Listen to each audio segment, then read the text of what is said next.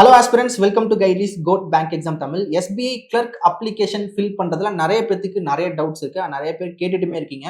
So அதை வந்து பார்த்தீங்கன்னா ஒவ்வொரு கமெண்ட்டாக போய் நம்ம அட்ரஸ் பண்ணுறதுக்கு ஒரு வீடியோலே இந்த கிளாரிஃபை பண்ணிட்டு எல்லாருக்குமே ஒரு நல்ல கிளாரிஃபிகேஷன் இருக்குது. ஃபியூச்சரில் அப்ளை பண்ணுறவங்களுக்குமே அது யூஸ்ஃபுல்லாக இருக்கும். ஸோ ஃபர்ஸ்ட் மேஜர் டவுட் வந்து என்ன கேட்குறீங்க அப்படின்னா, நேம் வந்து எனக்கு ஆதாரில் ஒன்று இருக்குது, 10th சர்டிஃபிகேட் ஒன்று இருக்குது, நான் இது என்ன பண்ணணும் அப்படின்னு கேட்குறீங்க.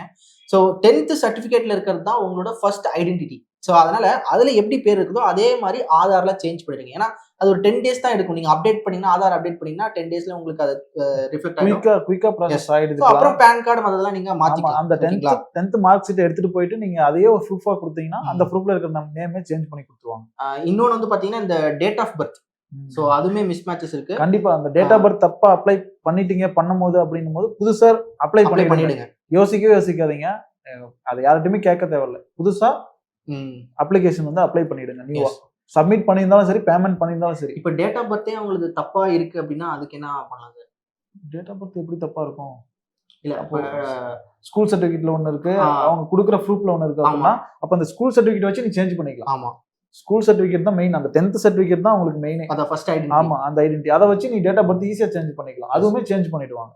ஓகே. சோ இப்போ வந்து அப்ளை பண்ணும்போது நான் ப்ரொவிஷனல்ல இருக்கக்கூடிய மந்த் அண்ட் டேட் போட்டுட்டேன். ஆமா, நிறைய நான் வந்து கன்சாலிடேட்ல இருக்கிறது போடணுமா இல்ல டிகிரி சர்டிஃபிகேட்ல இருக்கிறது போடணுமா?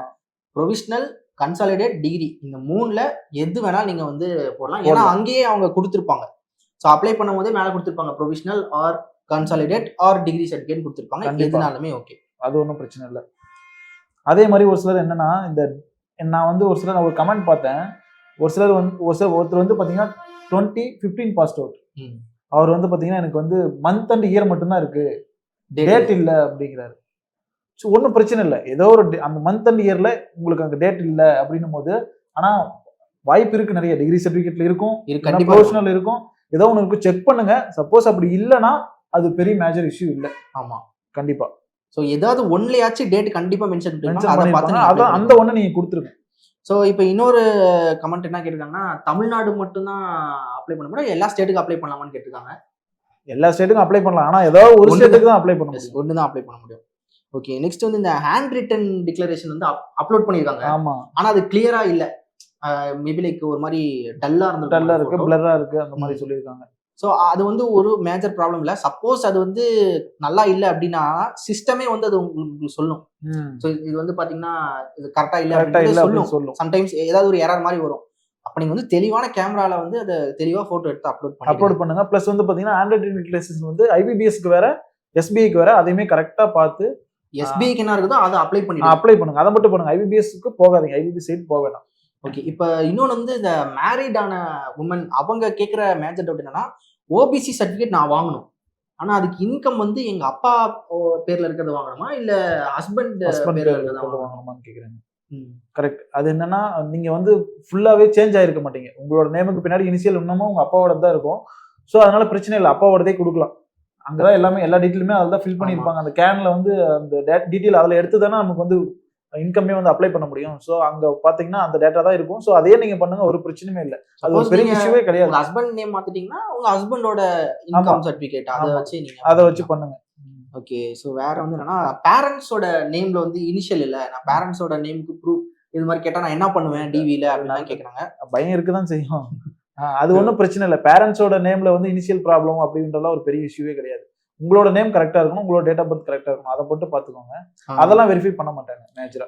அதான் இப்போ இன்னொன்று வந்து என்னன்னா, இந்த பர்சன்டேஜா சிஜிபிஏவா, ஸோ அது ஒரு மேஜர் பிரச்சனையா இருக்குது. நீங்க வந்து சிஜிபிஏ கால்குலேட் பண்ண தெரியல, எங்க காலேஜ்ல அந்த என்ன ரேஷியோ அப்படின்னு தெரியலனா, ரொம்ப ஈஸியானவே வந்து பர்சன்டேஜ் தான்.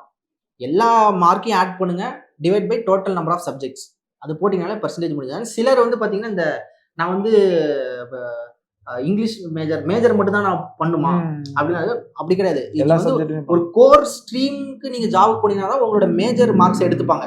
பட் இது வந்து ஒரு காமன் பிளாட்ஃபார்ம், ஒரு காமன் காம்படிட்டிவ் எக்ஸாமினேஷன். அப்படி இருக்கும்போது உங்களோட எல்லா சப்ஜெக்டோட மார்க்கும் ஆட் பண்ணி divide by total number of subjects into 100. So percentage தான் போடணும். ஸோ சிஜிபிஏல கன்ஃபியூஷன் பெட்டர் பர்சன்டேஜை போட்டு. அப்புறம் இன்னொரு விஷயம் என்னன்னா, இப்போ ஏதோ ஒரு தப்பு பண்ணிட்டேன், அப்ளிகேஷன்ல தப்பு பண்ணிட்டேன், நான் சப்மிட் பண்ணிட்டேன், அதாவது சப்மிட் பண்ணிட்டேன், ஃபைனல் சப்மிட் வந்து சப்மிட் பண்ணிட்டேன், இதுக்கு மேலே எதுவுமே பண்ண முடியாது. ஆனால் நீ பேமெண்ட் பண்ணல அப்படின்னும் போது யோசிக்காம திரும்ப ரீஅப்ளை பண்ணிடுங்க. Yes. கரெக்டா பண்ணிடுங்க. அந்த ரீஅப்ளை பண்றதை கரெக்டா பண்ணிட்டு அதுக்கப்புறம் பேமெண்ட் பண்ணுங்க. ஒரு இஷ்யூமே கிடையாது. அதுக்கான ஒரே சொல்யூஷன் அதுதான். சம்டைம்ஸ் பேமெண்ட் பண்ணியுமே தப்பு பண்ணிருங்க அப்படின்னும் போது வேற வழி இல்ல. அந்த இஷ்யூனால உங்களுக்கு நீங்க கிளியர் பண்ணிட்டு டிவில ப்ராப்ளம் வரும்னா நீங்க திரும்ப ரீஅப்ளை பண்ணி பேமெண்ட் பண்றது தான் பெட்டர். மேஜர் ப்ராப்ளமா என்ன வரும் அப்படின்னா உங்களோட data category date of birth நேம்ல ஏதாவது நேம்ல ஸ்பெல்லிங் தான் மூணும் பெரிய மேஜரான பார்க்க வேண்டிய விஷயம். பார்க்க வேண்டிய இதை விஷயம். நீங்க கரெக்டா பண்ணிட்டு மைனரா தான் மிஸ்டேக் பண்ணா பயப்படாதீங்க. ஆமா. டிவி அப்ப we can get இந்த மாதிரி அது கண்டிப்பா அதை பார்த்து பட் கரெக்டா அப்ளை பண்ணுங்க, கான்ஷியஸா அப்ளை பண்ணுங்க.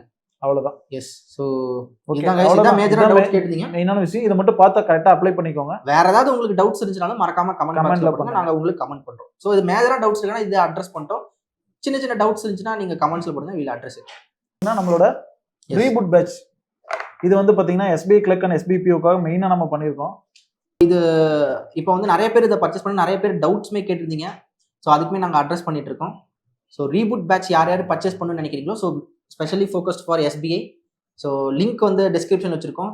ஸோ கிளிக் பண்ணி அந்த ஃபார்ம் ஃபில் பண்ணிக்கோங்க. கூகுள் ஃபார்ம் ஃபில் பண்ணிக்கோங்க. அதில் ஃபில் பண்ணிட்டீங்க அப்படின்னா உங்களுக்கு மென்டார் வந்து கால் பண்ணுவாங்க. உங்க டவுட்ஸ் வந்து கிளியர் பண்ணிடுவாங்க. யூஸ் பண்ணிக்கோங்க guys. Thank you guys. Take care. Have a nice day.